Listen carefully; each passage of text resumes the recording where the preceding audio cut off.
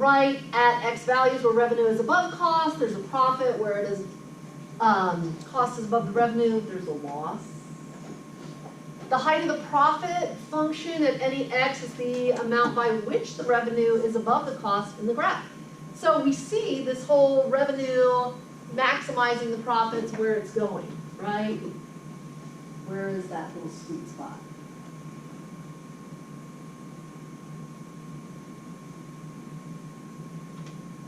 Okay, so sum profit equals revenue minus cost. Since profit equals revenue minus cost, we may differentiate each side of the equation.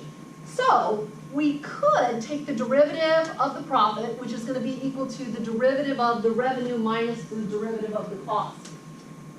Which means if we set the first derivative of P of X equal to 0 to maximize, that's equivalent to setting R prime, or first derivative of R minus the first derivative of C equal to 0, which is equivalent of saying if the first derivative of the revenue is equal to the first derivative of the cost, what do we really have? 0. No. That's your max profit.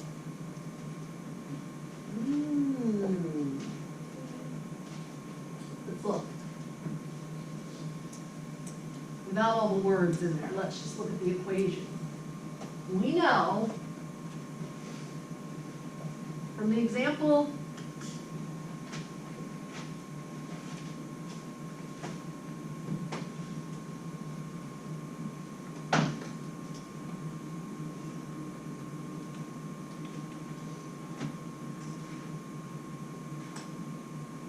P of X is equal to the profit function. The first derivative of P of X is equal to the max profit. Right? That's what we've all agreed upon. But since profit is equal to revenue minus cost,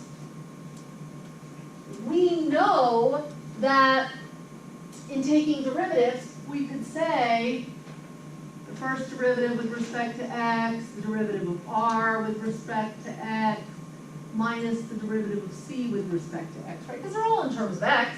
It's all the same variable. So we're saying here. Now, maximizing the profits, what do? We set the first derivative equal to 0.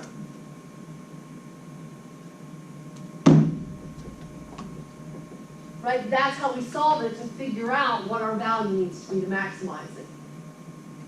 Well, if P of X is set equal to 0, then look what happens. Right? We replace the first derivative of P with a 0. We're left with R prime minus C prime. Can I set those equal to each other? Because I can add C prime to both sides. To say, if I set these two equal to each other, still solve for X, this will tell me the value to maximize profits.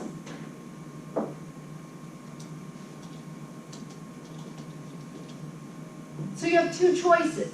You can either take the profit function and set it equal to 0,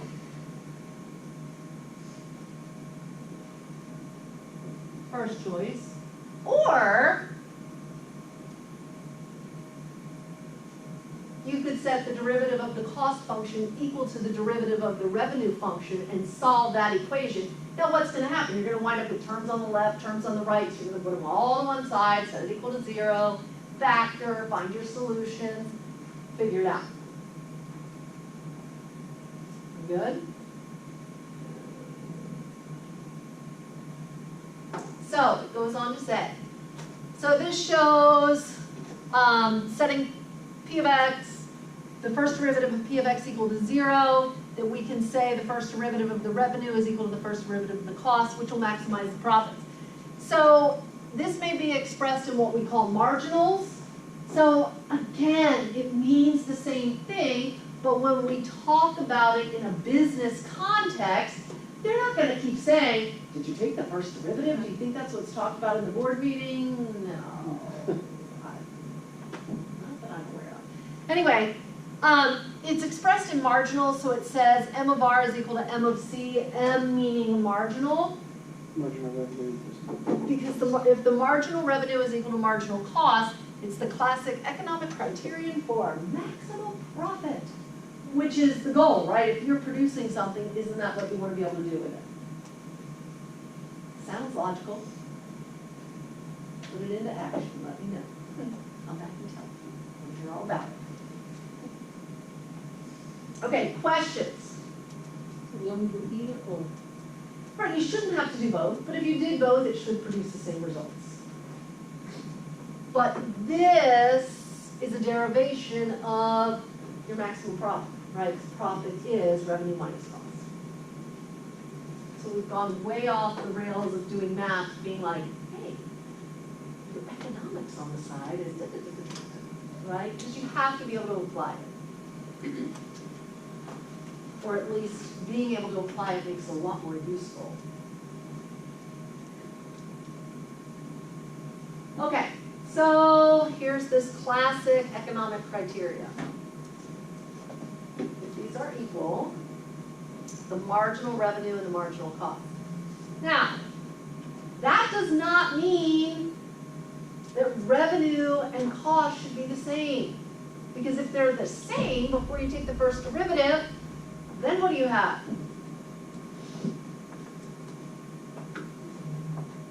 You're barely functioning as a business. So go back here to this original equation. If R of x is equal to C of x, that means R of x minus C of x is equal to what number? 0. And if this is the Profit. profit function, that means your profit is equal to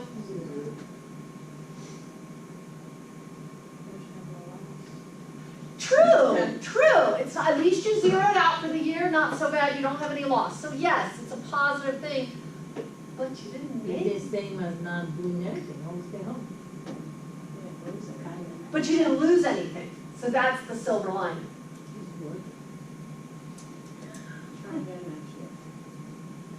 Right.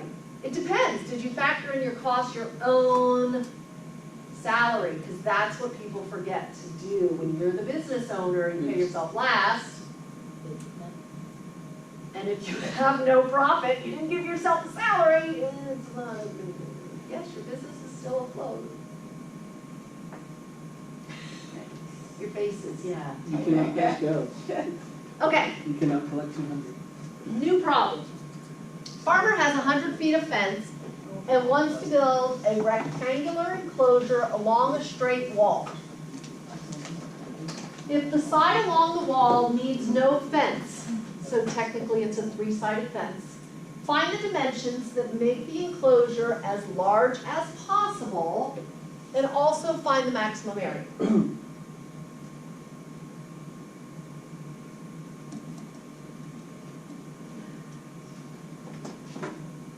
Would you like the picture? So this is a picture from above. Right, like here's the looking down. Sure, yeah. And here's the enclosure. There's some little animals around, whatever. Oh, Like Google Maps, exactly. So we have, it's rectangular. So these two sides are going to be the same. And this one, something else. okay. Right, Because it's a rectangle. But this side is against the building, so we don't put fence there. That there's already, it's already enclosed by the wall. So farmer wants to build a rectangular enclosure along a straight wall, so we can all picture it. If the side along the wall needs a fence, find the dimensions that make the enclosure as large as possible. So what are we talking about? Area, like maximize the area. So the area is equal to what?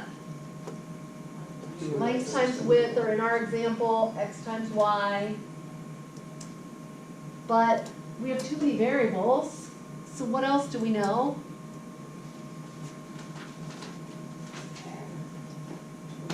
Uh, 2x plus y needs to equal 1,000. So that's a good second equation.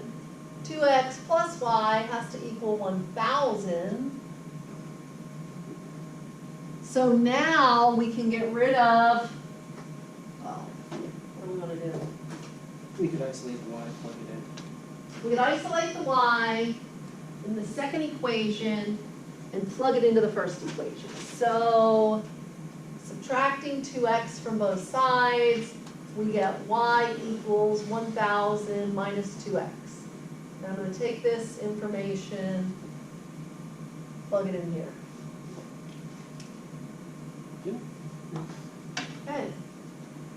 So the area function is a function of x. Now that we got rid of the y, we're going to say x times 1,000 minus 2x. For those of you that are thinking, I wouldn't have thought of this on my own. That's okay. That's why you came to class and you're learning it together. Excellent. So we have 1,000x minus 2x squared. And what's the key word? Maximum. Maximize. And when you see that word maximize, what comes to mind? Maximum, right? You gotta do first and then second derivative. Relative. Take the first derivative.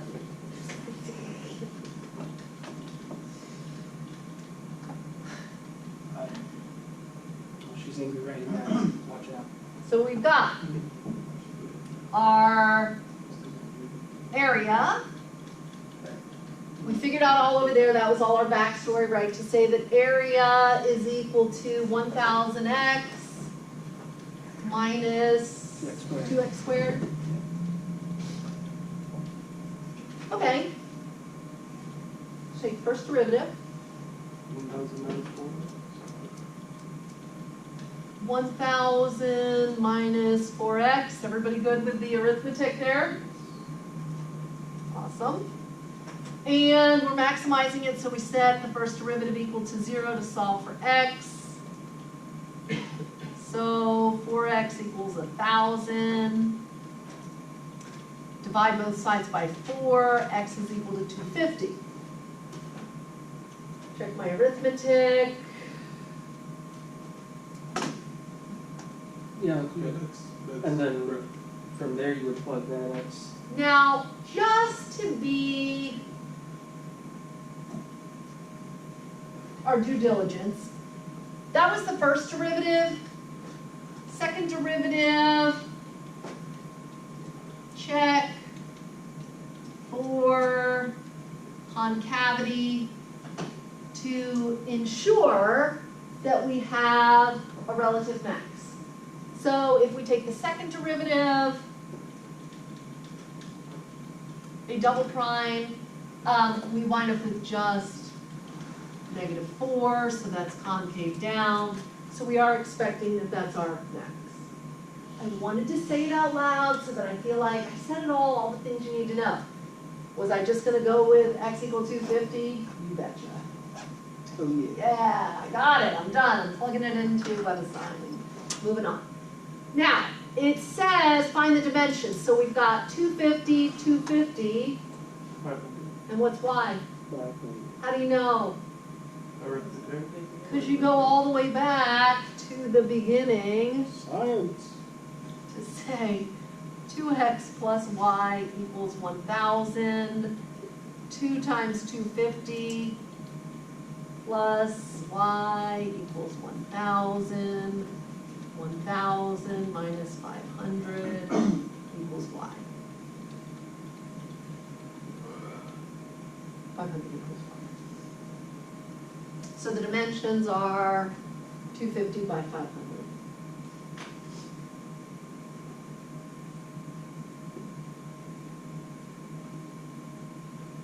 Oh, what does it ask? I didn't even read the question, it's terrible. Find the maximum. Find the area. dimensions, so we've got that.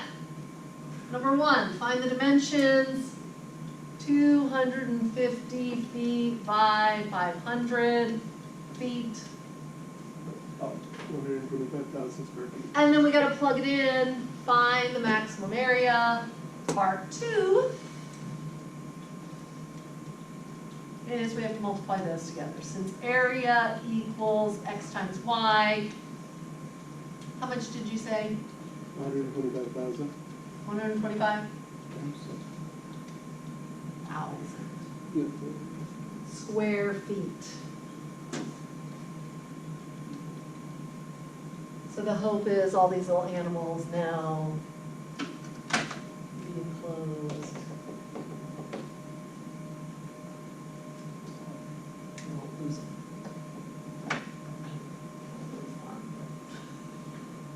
That's what it seems like it should be. Questions?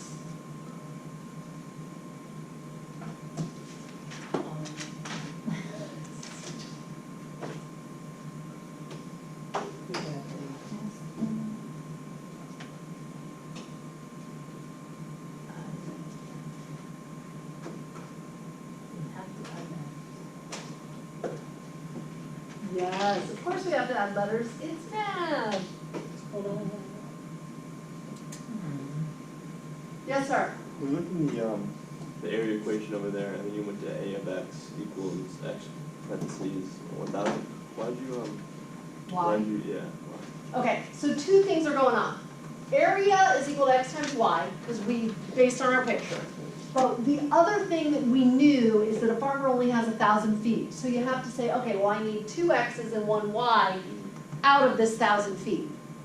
Because we were dealing in so many different kinds of variables, it doesn't make our taking derivatives easy.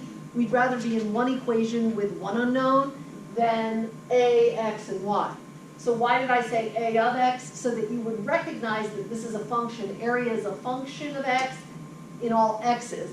So in this second equation, we were able to say y is equal to 1,000 minus 2x, so we can substitute it. You might recognize it from college algebra as two equations and two unknowns.